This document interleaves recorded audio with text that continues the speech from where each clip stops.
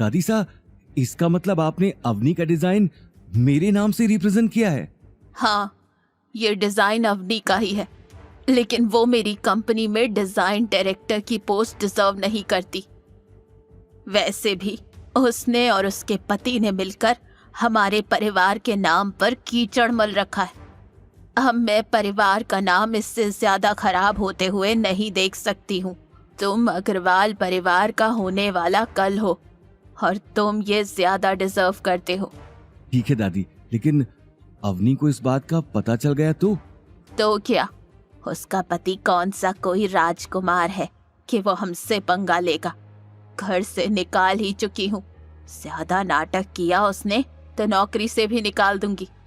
शनाया की सगाई के दिन उसके बेकार पति के लिए मेरी इंसल्ट हुई थी ना। अब देखो क्या क्या होता है उन दोनों के साथ। एक तरफ गायत्री देवी अवनी से बदला लेने का पहला कदम बढ़ा चुकी थीं, वहीं दूसरी तरफ गौतम अवनी को दुखी नहीं देख पा रहा था। वो मान ही नहीं सकता था कि नील जैसा अय्याश आदमी जिसे सिर्फ पार्टी करने का शौक है, वो अपने दिन रात डिजाइन बनाने में लगाएगा। और गौतम को यह भी पता था कि गायत्री देवी कितनी एम्बिशियस है। वो अवनी को नीचा जरूर दिखाना चाहती थी, पर वो उसके लिए अवतार ग्रुप के प्रोजेक्ट खोने का रिस्क नहीं लेने वाली थी। तो फिर अवनी के डिजाइन से बेटर डिजाइन उसे कहां से मिला होगा? गौतम मुंशी जी को कॉल लगाकर उनसे फाइंड आउट करना चाहता है कि क्या नील या गायत्री देवी ने किसी इंटरनेशनल डिजाइनर का काम चुराया है, क्योंकि उसे कॉन्फिडेंस था कि राजस्थान में क्या इंडिया में भी कोई भी अवनी के इस डिजाइन को बीट नहीं कर सकता था। देखते ही देखते दिन निकल गया। अवनी अनिल और गीता से ऑफिस में क्या हुआ छुपाती है और गौतम से भी कहती है कि इस बारे में वो उनसे कुछ ना कहे। अवनी ऑफिस के लिए निकली और अभी भी उसकी आंखों में वही मायूसी छाई हुई थी। गौतम अवनी के साथ ऑफिस जाना चाहता था।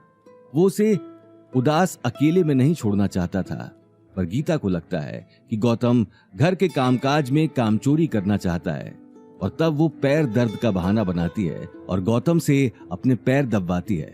वो गौतम को 1 मिनट भी अकेला नहीं छोड़ती कि वो मुंशी जी या अभिनव से ये पता कराए कि अग्रवाल ग्रुप में क्या हो रहा है।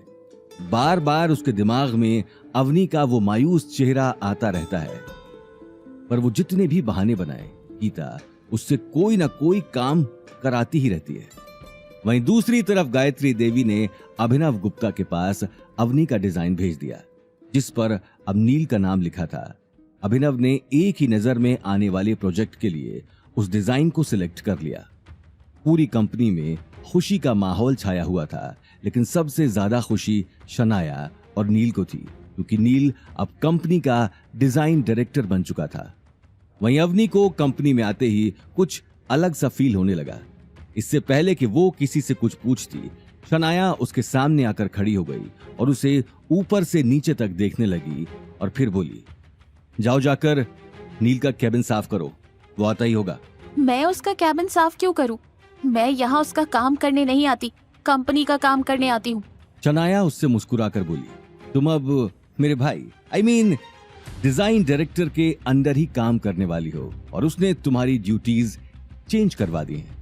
तुम्हारे पास कोई कैबिन नहीं है, जाओ जाकर ऑफिस साफ करो।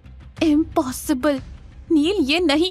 शनाया तुरंत बोली, चुप, अब नील तुम्हारा बॉस है, इसलिए नील सर कहने की आदत डाल लो। नील का सोचना है कि तुम्हें अभी बहुत कुछ सीखने की जरूरत है।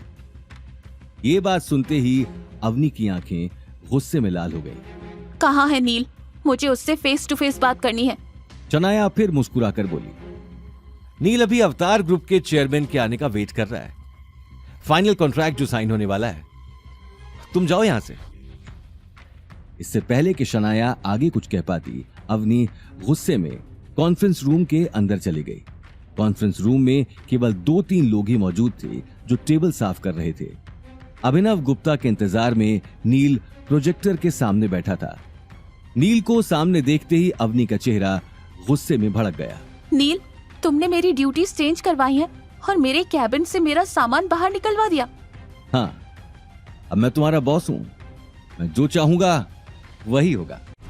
आगे की कहानी जानने के लिए देखिए अगला एपिसोड सिर्फ पॉकेट एफएम के यूट्यूब चैनल पर और रॉयल वारिस के सारे एपिसोड्स को सुनने के लिए डिस्क्रिप्शन में दी लिंक से डाउनलोड करें पॉकेट एफएम ऐप।